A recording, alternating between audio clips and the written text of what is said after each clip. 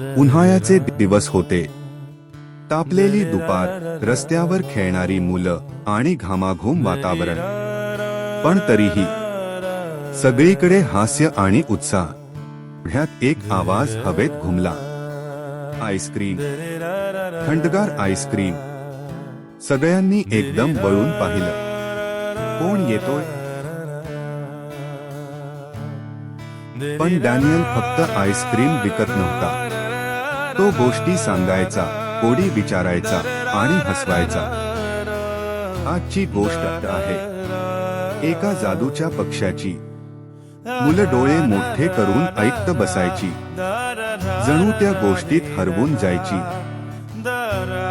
हसणं, खिदळणं आणि थंडगार आईस्क्रीम्स. सगळ्यांना मिळालं होतं एक गोड, गारसाखर उन्हाळा. डॅनियल पुन्हा निघाला. मुलं हात हलवत म्हणाली, पुन्हा लवकर ये ना. संध्याकाळच्या प्रकाशात एक मुलगा एकटाच बसला होता. हातात रिकामा आईस्क्रीम काठी.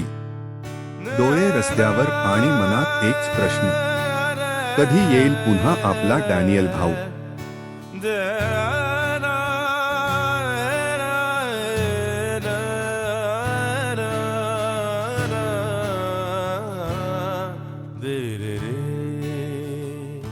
Da da da da da da.